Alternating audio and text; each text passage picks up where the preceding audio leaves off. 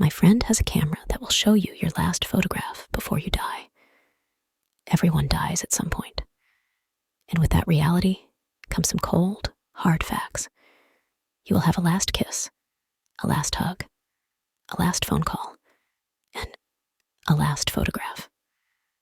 On Friday night, we met up at Casey's house. Even though she has an annoying neighbor, her parents built this amazing fire pit that's the perfect spot for chilly autumn nights. After starting the fire and roasting some marshmallows, she brought out something I hadn't seen in at least a decade: a disposable camera. "This is a special camera," Casey said with a grin. "Apparently, when you take a picture, it'll be your last photo before you die." I sat there, trying to digest what she was saying. "You mean, the camera kills you?" "Yeah, like that one Goosebumps book," Brady replied. "Say cheese and die." "Oh my gosh, I looved that one," Maribel said, grinning. No, that's not what I mean." Casey held her hands up, clearly annoyed that we didn't get it. Everyone has a last photo before they die. Like, for example, my grandpa. 3 days before he passed away, he went on a fishing trip.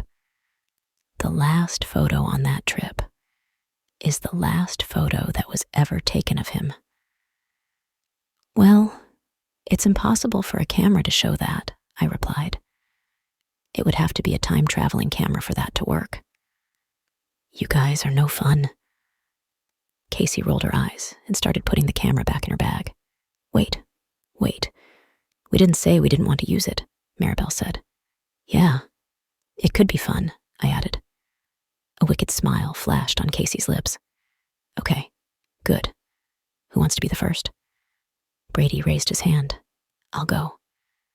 That was Brady for you. Never missed a chance to impress the girls. He stood up, his face lit by the roaring fire. "Where should I stand?" "The lighting's kinda harsh. Maybe by that tree." Brady walked several feet away from the fire and stood next to the tree. Then he leaned against it, crossed his arms, and raised an eyebrow. Casey raised the camera to her face. 3, 2, 1. Cheese! Asterisk click. Asterisk white light flashed across the dark backyard. Brady stepped away from the tree, grinning. "Okay, who's next?" Casey asked. "I'll go," Maribel said.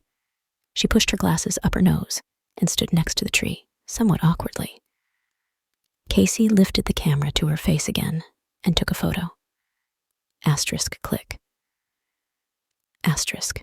The ratcheting sound of her rewinding the film filled the air. "Okay, Benny, your turn," she said, shooting me a smile. I walked over to the tree, took off my baseball cap, and waited. Casey lifted the camera to her face, then frowned. "Can't you smile?" "Nope." Fine.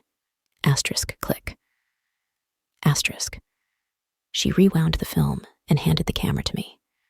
Then she posed next to the tree, in a classic sorority squat pose. Yeah, this wasn't awkward at all. Casey and I had just started dating. But the longer things went on, the more doubts I was having. Sure, we looked good in pictures. A classic football star cheerleader match. In reality, we weren't either of those things. She was pretty, but extremely insecure, jealous, and high maintenance. I was a neurodivergent math nerd who just happened to luck out genetically and look like a jock. I stared at her through the viewfinder, her form slightly distorted. Asterisk click. Asterisk. "Hey, you didn't count down," she whined. "What? You were posing?" "I want to know asterisk exactly asterisk when the photo is being taken. That's all." "Okay, sure." I rewound the camera and handed it back to her. She sidled up next to me and lowered her voice. "Hey, when Brady and Maribel leave, you want to stay a little bit after?" "Oh, I don't know. My dad's renovating the kitchen, and he wants me to help him in the morning. It doesn't have to be long, just for a little while." I should have said no, but she was pushing, and I felt bad saying no. Okay, just for a half hour. Sounds good to me. We can watch something down in the basement. My parents can't hear a thing down there. What about your neighbor? He seemed really mad when we were watching *V for Vendetta. Said the explosions woke him up. Remember? He was pounding on the glass door and yelling at us. She rolled her eyes. So we'll keep the volume down. Come on, it's just a half hour. We don't even have to watch anything. Okay. Before I could say more, she grabbed the camera and started towards the fire pit. I followed. When are you going to get those developed? Brady asked. We could go tonight. There's still a 1-hour photo in the CVS on Route 14, Maribel replied, and we could pick up some snacks. Wait, seriously?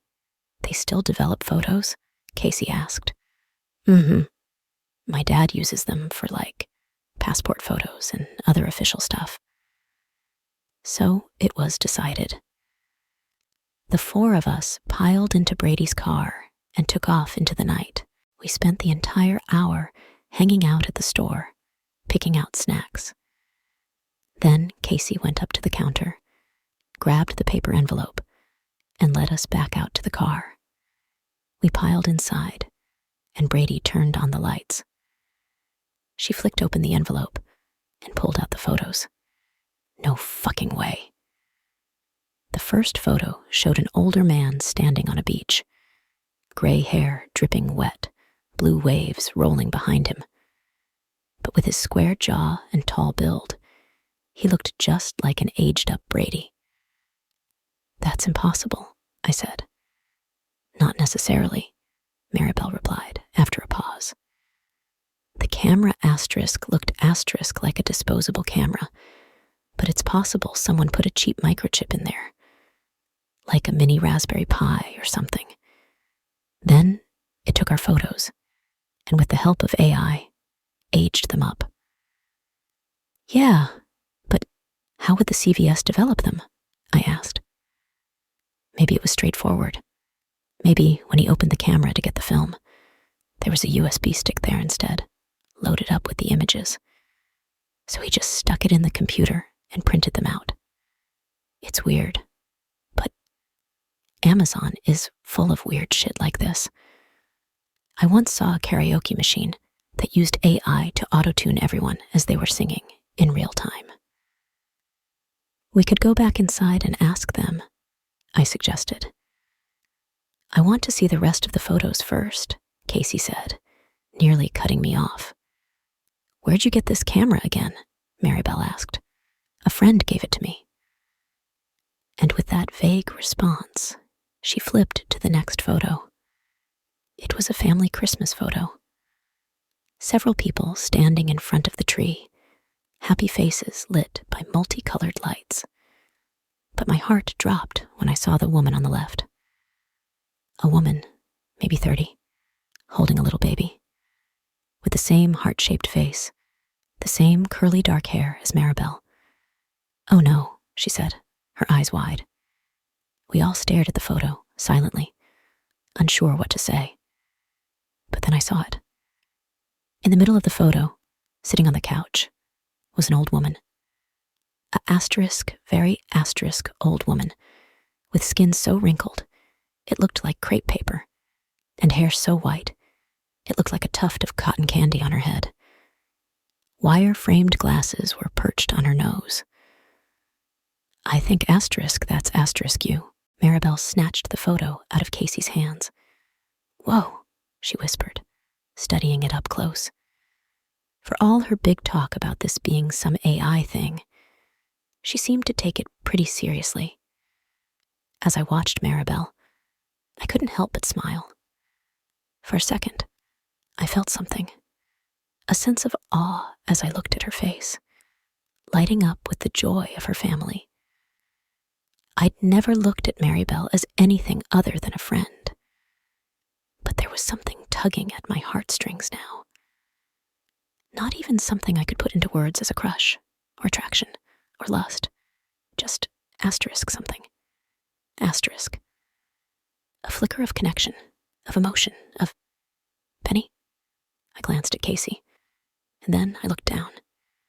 In her hands was the photo she'd taken of me. The exact same photo. Of me, tonight, holding my baseball cap, standing next to the tree. Not smiling. Staring straight ahead, eyes red from the flash. My first thought was the camera had malfunctioned. Whatever this was, AI or otherwise, had messed up and glitched on my picture. And it just spit out the photo as it was taken tonight. But as Casey, Brady, and Maribel stared at me with horror, I realized. So it's saying, the picture you took of me, tonight, is the last picture of me alive. I guess so, Casey said. The silence pressed in. I shook my head and forced a laugh. Come on, this is just some stupid prank camera. Like Maribel said, it's some AI thing. Maybe it even purposely skips some people to scare them. None of them were laughing. Okay, come on, let's look at Casey's. I plucked my photo from the stack and froze. Casey was sitting on the floor of someone's basement. Her hands were tied to a metal support pole with thick rope. A strip of duct tape had been placed over her mouth. The left side of her head was matted with blood, and a thin trail dripped down the side of her face. Her blue eyes were wide with fear, and looking straight at whoever was taking the photo. This is some sick fucking prank, Brady muttered, his voice low with anger. Casey just sat there, frozen. Let's go home, Maribel said. Forget about all this stuff. It's just a prank, like Brady said. But Casey didn't move. She just sat there, the photo shaking in her hands, her blue eyes wide with fear. What's wrong? Maribel asked softly. The basement, she said, finally, pointing at the photo. I recognize it. My dad and I went over there one time when he needed help with the fuse box, and I thought he was annoying, but I never... Casey, whose basement is it? I asked. She looked up at me, her eyes wide. My neighbor's,